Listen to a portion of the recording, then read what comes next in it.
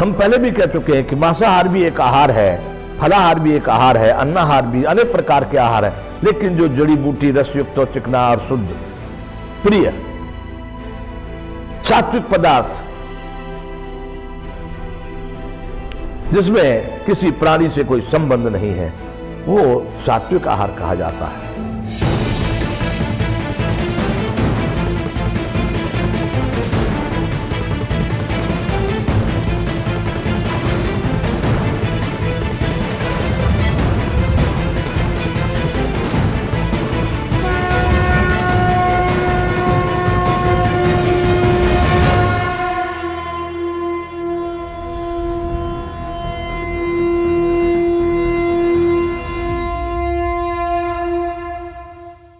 जय विश्वबंधु। हे विश्वबंधु, जग में सत प्रेम शांति भर दो, अपने सदकर्मों से बंधुत्व अमर कर दो। कैसी अच्छी कल्पना है। बंधुत्व अमर कर दो। हे बंधुओं, ये कार्य आप सभी, मैंने कल्पना कर रखी है कि सब हर मानव, प्रत्येक मानव विश्व बंधु है। विश्व बंधु, अरे तुम शत्रु नहीं हो सकते विश्व के। तुम मानव का शत्रु क्यों हो रहा है, कैसे हो सकता है? विश्व बंधु। तो हे विश्व बंधुओं, आज एक छोटा सा प्रसंग फिर आपके सामने रखेंगे।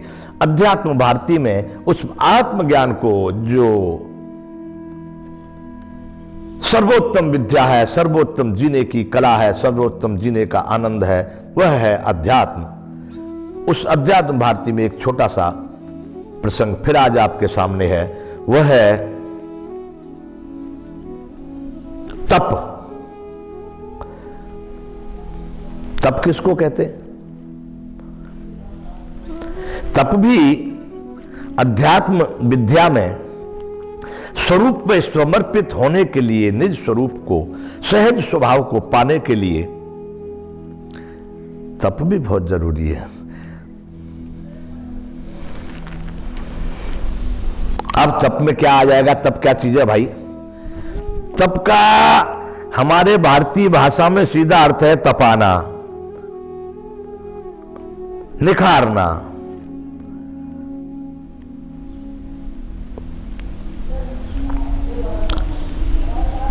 तप का दूसरा शब्द कहेंगे पर्यायवाची तो हो गया तपस्या।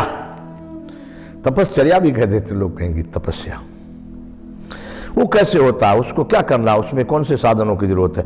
ये जितने भी अध्यात्म साधन है बंधुओं, इसमें बाह्य किसी भी साधन, सामग्री, उपकरण करण की आवश्यकता नहीं है।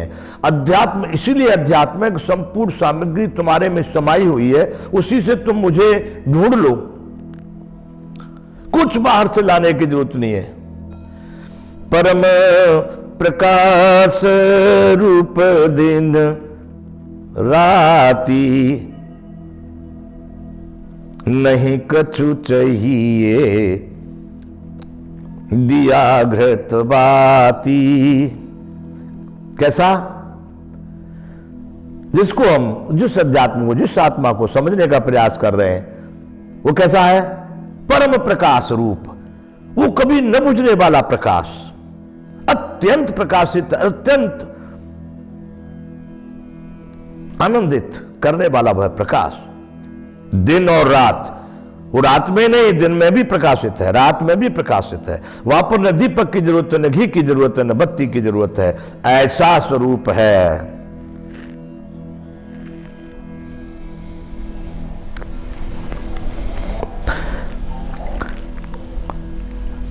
हमारे यहां बहुत सारे संत महात्मा, जिज्ञासु, मनीषी, विद्वान हो गए।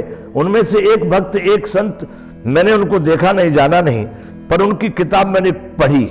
उसमें कुछ भजन है। उनका नाम था, राजस्थान में शायद उनकी जन्मभूमि थी, पुष्कर का शायद उनका वो है, और उनकी किताब का नाम है ब्रह्मानंद जी, उनका नाम था। छोटी सी एक पुस्तक है उनकी।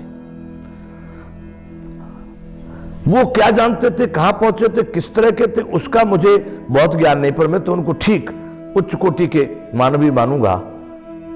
उनके कुछ भजन, उनकी कुछ लाइनें मुझे याद आ जाती हैं। जिसको नहीं है बोध तो गुरु ज्ञान क्या करे, निज रूप को जाना नहीं पुराण क्या करे। निज रूप यानी अपना आत्मभाव, अपना स्वरूप आत्मा, उसको नहीं समझा कि शरीर में इसका राजा कौन है, कहां से कैसे संचालन हो रहा है। उसी प्रक्रिया में आवश्यक है ये तप।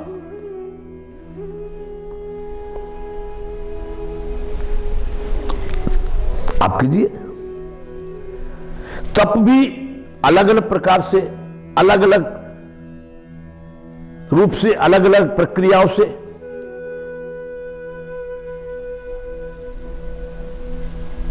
तपाया जाता है, किया जाता है, पाया जाता है।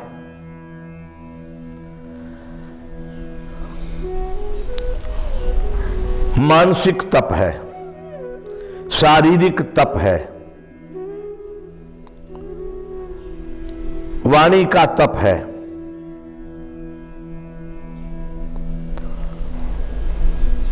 भोजन का तप है, भजन का भी तप है।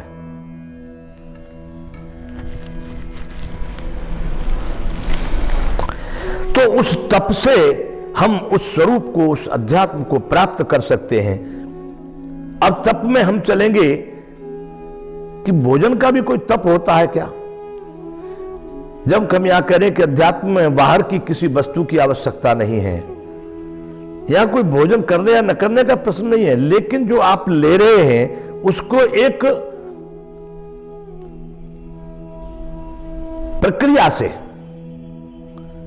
सुचारू समुचित प्रक्रिया से उसका लेन देन होना चाहिए, उसका लेना या त्यागना होना चाहिए।